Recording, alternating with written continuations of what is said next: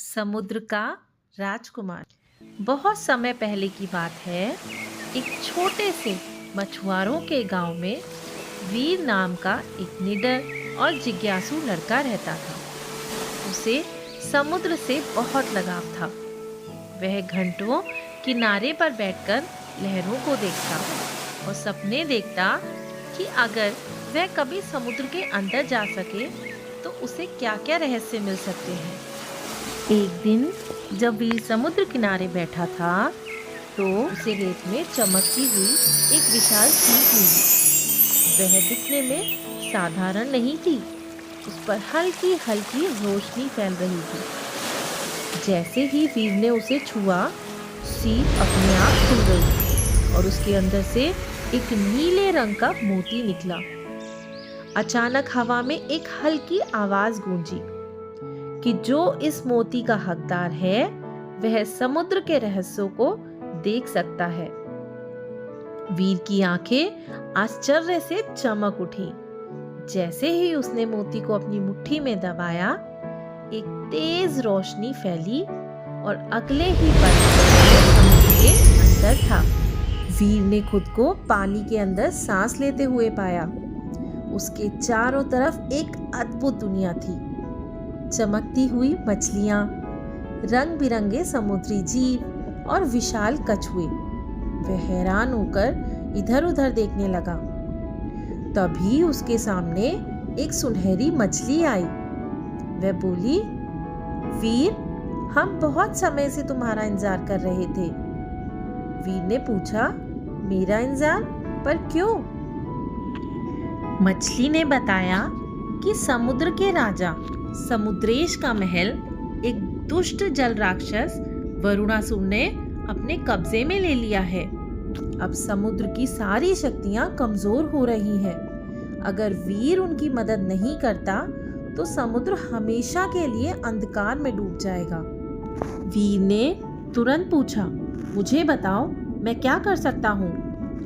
मछली ने वीर को समुद्र के तल में बने महल की ओर इशारा किया। जैसे ही वीर वहां पहुंचा, उसने देखा एक विशाल भयानक राक्षस महल के दरवाजे पर पहरा दे रहा था। वरुणासुर गर्जा, तुम यहाँ क्या कर रहे हो नन्हे इंसान? वीर ने साहस से कहा, मैं राजा समुद्रेश को आजाद कराने आया हूँ।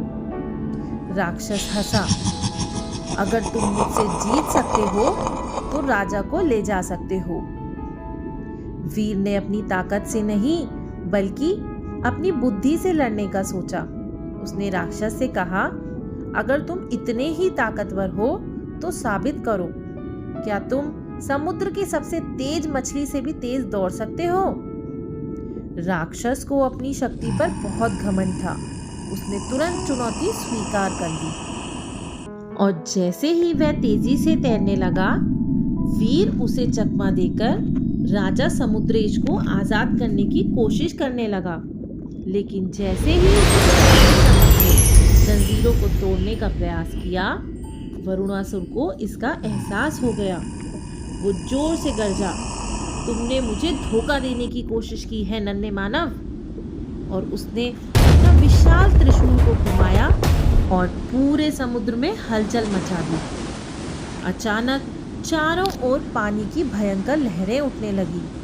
विशाल विद्युत मछलियां, जहरीले ऑक्टोपस और काले धुएं से भरी धाराएं चारों ओर फैल गईं। वीर खुद को इस अजीब समुद्री जाल में फंसा हुआ महसूस करने लगा। तभी वीर को याद आया कि उसके पास वह जादुई नीला मोती है। उसने मोती को कसकर पकड़ा और पूरी शक्ति के साथ कहा, समुद्र, मुझे अपनी ताकत दो। जैसे ही वीर ने यह कहा, पूरा समुद्र उसकी पुकार सुनकर गूंज उठा। चारों ओर हल्की हल्की नीली रोशनी फैल गई और वीर के चारों ओर पानी घूमने लगा, जैसे वह समुद्र का हिस्सा बन गया हो। तभी सुनहरी मछली, विशाल कछुए और अनगिनत समुद्री जीव वीर की मदद के लिए आगे आए। मछली बोली, हम तुम्हारे साथ हैं वीर। वरुणासुर ने गरजते हुए अपने त्रिशूल से एक भयंकर लहर छोड़ी, लेकिन वीर ने अपनी चतुराई से लहरों का रुख बदल दिया। उसने पानी के बहाव का इस्तेमाल करते हुए वरुणासुर को एक विशाल भवन के अंदर फंसा दिया। राक्षस जोर से चीखा, नहीं, ऐसा नहीं हो सकता।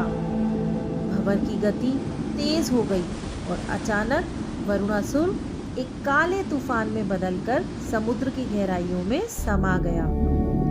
जैसे ही वरुणासुर हारा, राजा समुद्रेश की जंजीरें टूट गईं और पूरा समुद्र सुनहरी रोशनी से भर गया।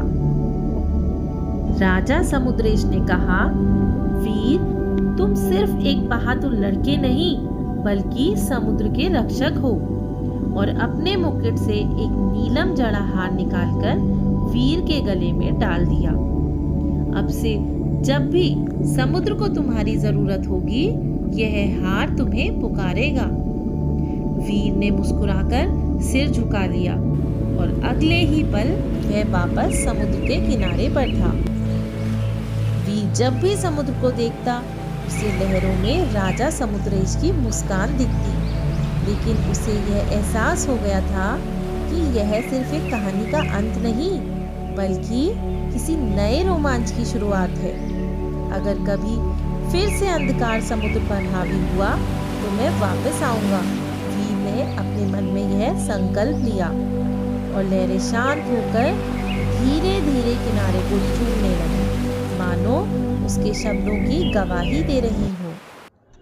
फ्रेंड्स, आई होप मेरी स्टोरीज आपको पसंद आ रही होंगी, तो जल्दी